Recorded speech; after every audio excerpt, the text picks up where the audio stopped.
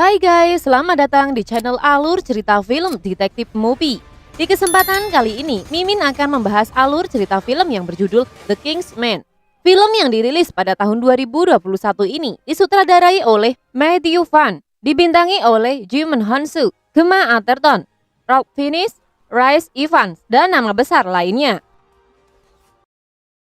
Film ini menceritakan tentang seorang bangsawan bernama Orlando Oxford yang diam-diam menyelidiki permasalahan antara Inggris, Jerman, dan Rusia. Untuk melancarkan misinya, Oxford menyiapkan para pelayannya untuk menjadi mata-mata. Hebatnya lagi, para pelayannya juga mengembangkan jaringan mereka ke negara lain. Oke guys, tak usah berlama-lama, langsung saja kita masuk ke alur ceritanya. Bisa digoyang. Lanjut. Di awal film, pada tahun 1902 di Afrika Selatan, terlihat kusir kuda yang bernama Sola yang memberitahu tuannya bahwa ia telah sampai di tujuan. Lalu tuannya yang bernama Oxford segera turun dari kereta untuk memastikan bahwa ia telah benar-benar sampai di tempat tujuannya. Selain Sola, Oxford juga bersama istrinya Emily dan putra mereka Conrad akan mengunjungi temannya seorang jenderal yang bernama Kitchener. Pada sebuah camp di tengah padang gurun di wilayah Afrika Selatan, Oxford adalah seorang bangsawan Inggris yang pada saat itu ia bekerja untuk Palang Merah Internasional. Setelah Oxford selesai berbincang dengan Kitchener, kemudian mereka menemui Emily yang sedang menunggu di luar gerbang. Namun ketika Oxford keluar tenda, tiba-tiba Oxford tertembak kakinya oleh seorang sniper. Emily yang khawatir dengan sang anak, auto berlari dan segera menghampirinya. Namun naas, ia juga tertembak oleh sniper itu. Dan ternyata diam-diam Sola mencari di mana pusat peluru itu, hingga pada saat yang bersamaan ia langsung membunuh sniper tersebut. Sebelum menghembuskan nafas terakhirnya, Emily berpesan kepada Oxford untuk menjauhkan Conrad, sang buah hati mereka, dari peperangan. 12 tahun kemudian, terlihat sebuah pesawat pribadi yang mendarat di halaman sebuah rumah yang dikendarai oleh Conrad yang kini telah menginjak dewasa bersama juga dengan sang ayah. Terlihat juga Sola yang sampai saat ini Sola masih setia melayani keluarga Oxford. Oxford berbicara dengan salah satu pelayan wanita yang bernama Polly, di mana saat itu Oxford mengkhawatirkan akan keselamatan putranya sejak tewasnya sang istri 12 tahun yang lalu. Di sini Polly adalah asisten pribadi Oxford. Ia mengatur jadwal dan mengerjakan segala sesuatu yang berkaitan dengan misi yang dijalankan Oxford. Di halaman rumah, terlihat Conrad dan Sola yang sedang berlatih dengan menggunakan sebilah kayu yang dilumuri cap. Latihan itu terhenti ketika Polly menembak kayu yang digenggam oleh Sola, karena Polly meminta Conrad segera bersiap untuk pergi bersama sang ayah. Di sore hari, Oxford mengajak Conrad ke tempat penjahit terkenal yang bernama King's Man. Lalu sang ayah mengajaknya masuk untuk memakai jas yang telah dipersiapkan. Conrad merasa tidak nyaman dengan pakaian setelan jas yang dikenakan. Ia lebih menyukai pakaian petualangan untuk berburu. Ia juga berusaha meyakinkan sang ayah bahwa ia telah dewasa dan tak ingin diperlakukan seperti anak kecil oleh sang ayah. Setelah itu, mereka bertemu dengan Kitchener bersama ajudannya yang bernama Morton. Kitchener meminta bantuan kepada Oxford untuk mengawal temannya yang bernama Ferdinand dari Austria selama kunjungannya di Serbia. Meskipun Oxford seorang penganut pasifisme atau seorang yang tidak menyukai kekerasan, namun akhirnya setuju untuk membantu temannya. Di lain sisi, terlihat seorang berjubah yang bernama Rasputin. Ia sedang menaiki lift gantung dari kayu dan menuju ke sebuah rumah di atas gunung. Di sana terdapat beberapa orang yang akan mengadakan pertemuan. Dalam anggota itu terdapat orang-orang dari tiap-tiap negara yang memiliki ambisi untuk menguasai dunia. Pertemuan itu dipimpin oleh seorang pria berkepala licin misterius dan dikenal dengan sebutan Gembala. Gembala menginginkan kesetiaan dari para pengikutnya dengan memakaikan cincin di hadapan mereka. Di dalam cincin itu juga terdapat sebuah pin sianida, di mana jika mereka gagal dalam menjalankan misinya, hari itu Gembala menugaskan salah seorang anggotanya untuk menjalankan misi melenyapkan orang yang bernama Ferdinand.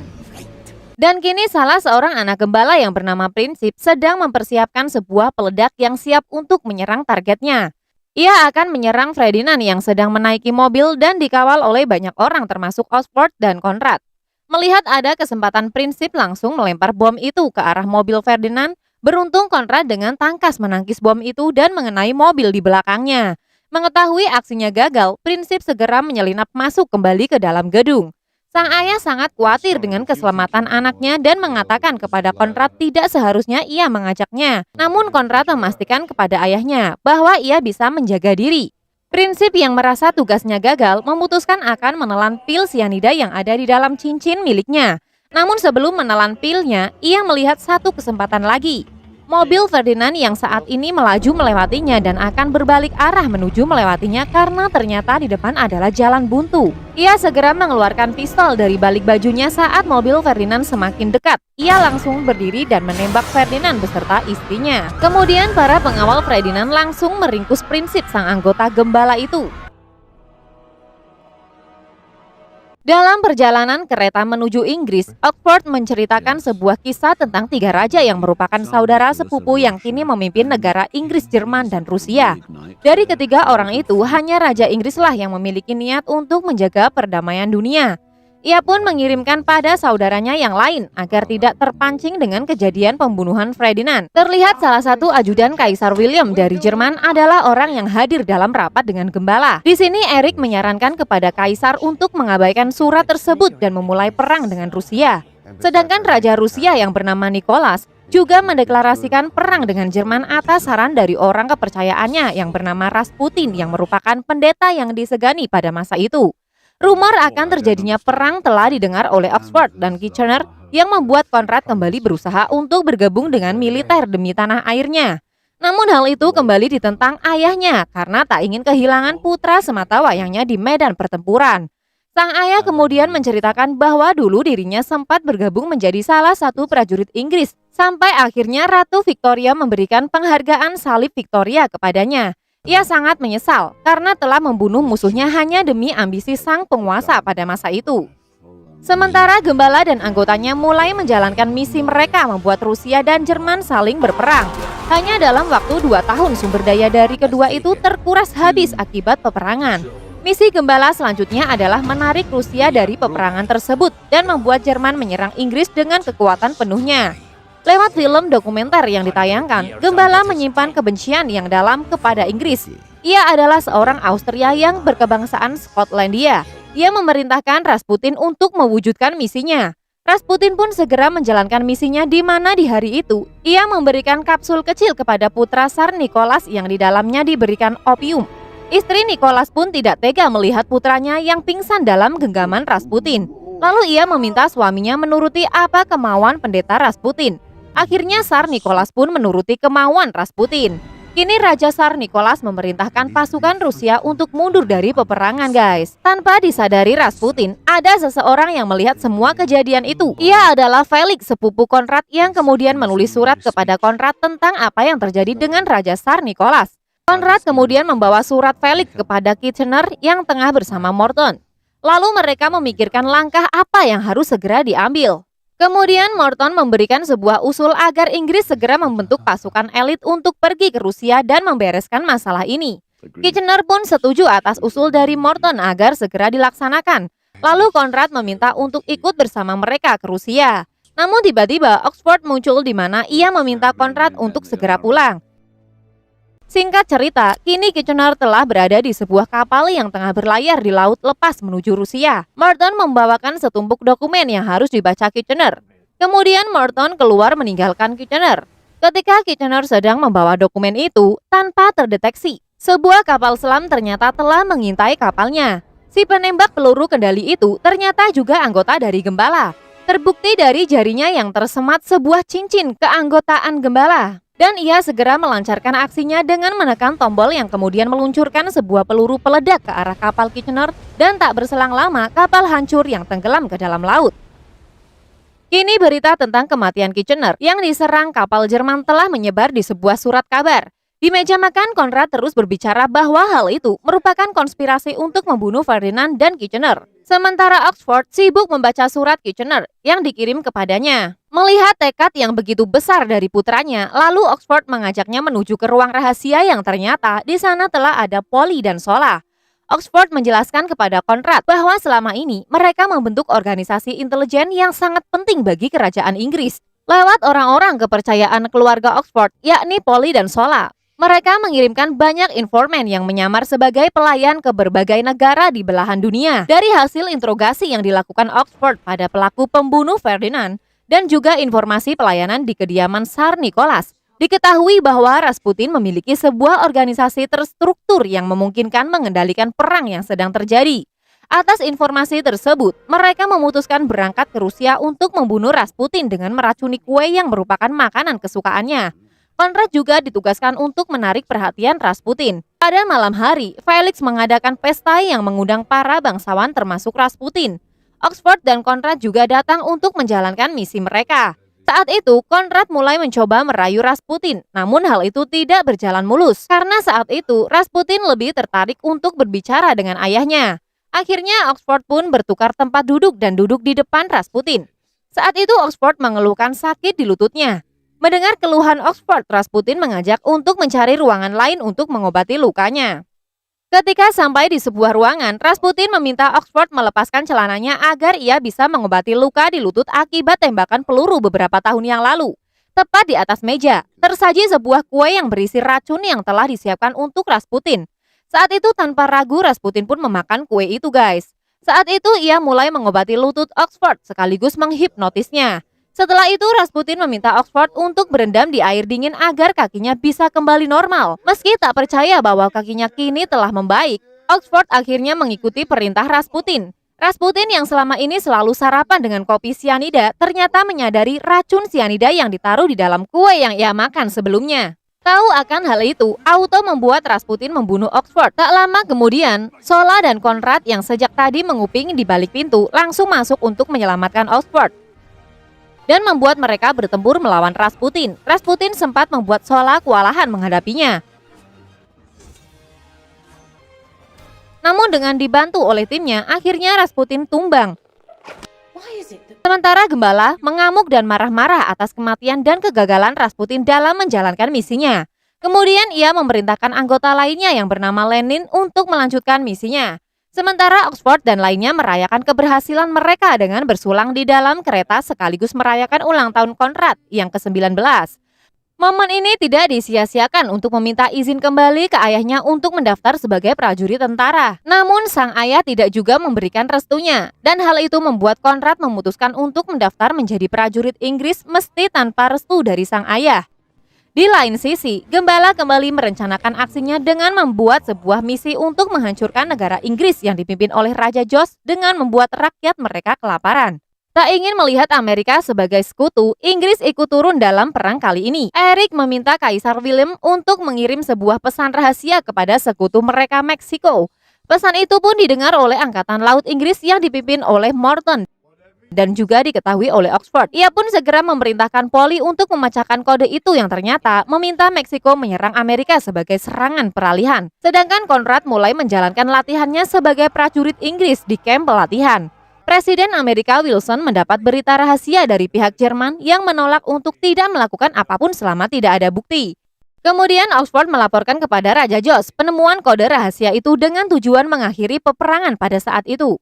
Raja George juga mengajak untuk bersulang dan memberikan jaminan bahwa putranya yang telah menjadi anggota prajurit akan ditugaskan lagi ke Inggris demi keselamatannya. Di markas besar tentara Inggris, di mana Konrad bertugas, ia sangat kecewa ketika mengetahui bahwa dirinya diminta balik ke London atas perintah Raja George. Kemudian ia menemui seorang kopral yang bernama Wright dan mengirimnya untuk menemui ayahnya di Inggris.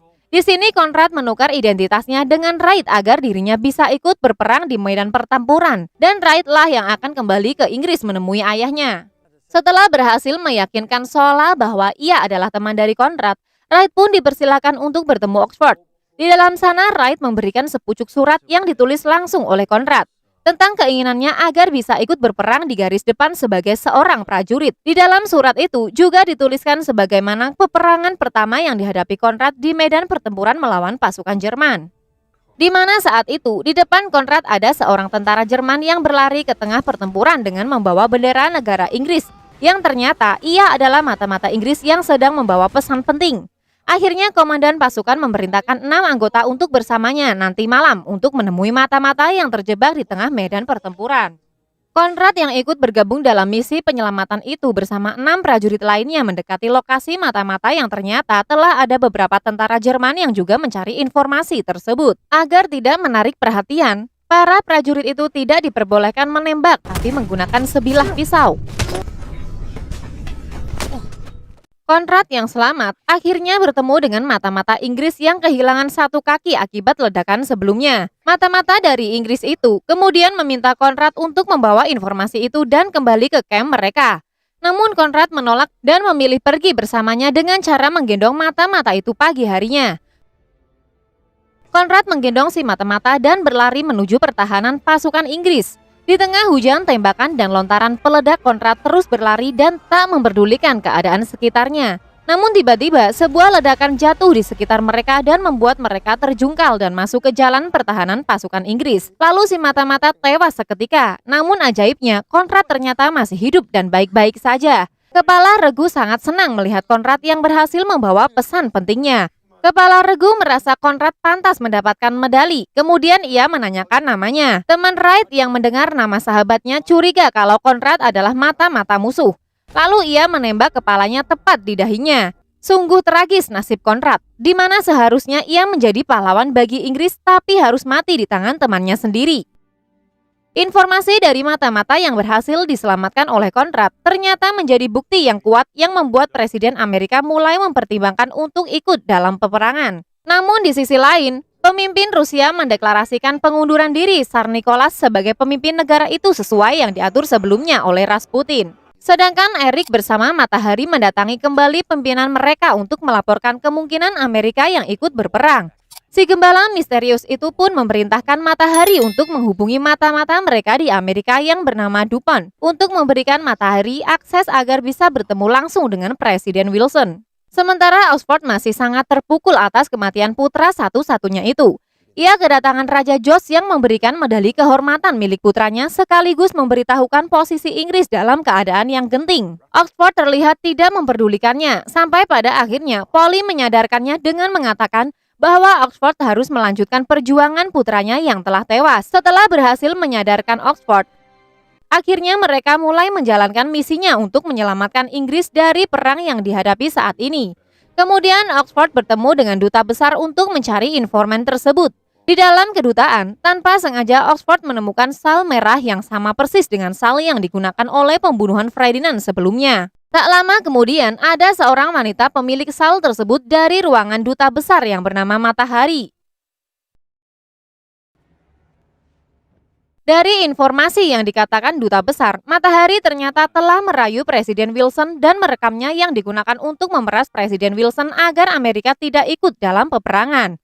Sementara duta besar mengatakan jika ia berhasil menemukan film negatif rekaman itu, Amerika akan bergabung dengan Inggris dalam perang mengalahkan Jerman. Kemudian Oxford mencari tahu asal sal merah milik Matahari dengan mendatangi penjahit Kingsman. Ia menanyakan asal sal Kashmir yang baru didapatkannya.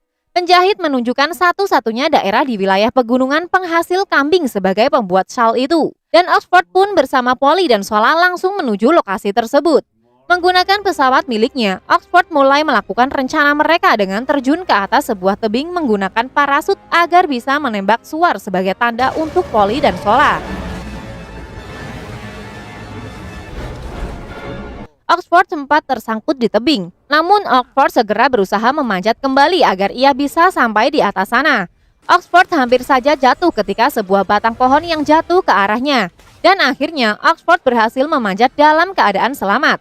Di atas sana, Oxford melihat bahwa rekaman asli bersama si kepala licin sang pemimpin gembala. Oxford pun berusaha mengejar orang yang membawa rekaman itu untuk disebarkan ke media pers. Oxford pun harus terjebak ke dalam sebuah ruangan bersama seorang pria yang bertubuh raksasa yang membuatnya kewalahan melawannya. Polly dan Sola juga telah bersiap, segera melakukan aksinya. Satu persatu penjaga berhasil dilumpuhkannya. Sementara Oxford sangat kesusahan menghadapi pria raksasa itu. Beberapa kali pisau dan pedangnya menancap di tubuh manusia raksasa itu. Namun manusia raksasa itu terlihat kebal, hingga akhirnya Oxford dilempar ke bawah oleh manusia raksasa itu. Namun Oxford masih selamat karena tangannya masih memegang kayu rumah itu. Sementara Polly segera menyuruh Sola untuk melakukan aksi selanjutnya, yaitu untuk membantu Oxford melawan manusia raksasa itu guys. Melihat Oxford yang tak berdaya di depan pria raksasa itu, Sola dengan cepat menebas kepala pria raksasa itu hingga tewas. Mereka bertiga kini bersama kembali menyerang dari balik pintu. Dan kini musuh sudah tidak tersisa lagi kecuali kepala gembala yang berada di dalam rumah. Mereka secara perlahan memasuki rumah itu, namun si kepala licin telah mengetahui kedatangan mereka dan menyambutnya dengan tembakan. Gembala pun menantang adu pedang 1 lawan 1, kemudian si gembala menunjukkan wujud aslinya siapa ia sebenarnya di hadapan mereka. Alangkah terkejutnya bahwa ternyata orang itu adalah Morton. Morton selalu berbuat curang terlihat dari mukanya yang licik. Sebelum pertarungannya dengan Oxford dimulai, dari pedangnya keluar sebuah pistol yang ditembakkan ke arah Oxford. Mengetahui hal itu, Sola langsung melompat dan menahan tembakan itu dan mengenai bahunya. Oxford pun langsung menyerang Morton dan terjadilah pertarungan antara dua master pedang itu. Kemudian Morton melemparkan sebuah granat ke arah Oxford. Melihat itu, Oxford langsung mengambil perisai untuk mencoba menahan ledakan granat itu. Namun tubuhnya tetap terlempar jauh ke belakang dan menabrak dinding kayu. Morton yang melihat Oxford terjatuh segera mendatanginya dan ia menyerang bertubi hingga Oxford terpojok di bibir tebing. Namun tiba-tiba seekor kambing mengarahkan tanduknya hingga menembus paha Morton. Merasa kesakitan, Morton pun berusaha membunuh kambing itu. Oxford langsung segera berdiri dan segera menghajar Morton. Saat Morton hendak terjatuh, Oxford meraih sal yang melilit leher Morton. Dan kini nyawa Morton berada di tangan Oxford. Di sana Oxford mengeluarkan salib Victoria dan memutuskan itu dengan sekali sayatan yang membuat Morton terjun ke jurang. Di lain sisi, terlihat seorang pelayan yang mengantarkan sebuah makanan ke ruangan Presiden Amerika Wilson. Ketika Presiden hendak mengambil makanan itu, ia melihat sebuah film yang tersaji bersama makanan itu. Ia pun membakar film itu, lalu ia memerintahkan para jenderalnya untuk siap berperang melawan Jerman. Sementara Raja George berterima kasih kepada Oxford atas kemenangan yang telah diraih Inggris. Ia bersyukur tidak bernasib seperti sepupunya yang lain, Tsar Nicholas dari Rusia yang harus mati di tangan agen musuh yang menyamar sebagai tukang foto. Sedangkan William dari Jerman mengundurkan diri dari jabatannya. Raja George berusaha untuk menyerahkan mahkotanya kepada Oxford. Namun Oxford menolaknya dan meminta George menemuinya di gedung penjahit Kingsman jam 3 sore. Di sana Oxford berbicara di depan para tamu undangan dan membentuk organisasi Kingsman sebagai agen spionase untuk mewujudkan dunia yang lebih damai dan berusaha menghindari peperangan. Kemudian ia memperkenalkan nama baru untuk keanggotaan Kingsman pada pertemuan itu. Itulah alur cerita film The Kingsman yang dirilis tahun 2021 guys. Jangan lupa guys, dukung kita dengan cara klik tombol like and subscribe, lalu share video ini ke semua akun media sosial kalian, supaya channel ini semakin berkualitas dalam menghibur kalian. Dan jangan lupa nyalakan tombol lonceng ya, supaya kalian bisa jadi penonton pertama dari tayangan channel ini guys. Salam Detektif Movie.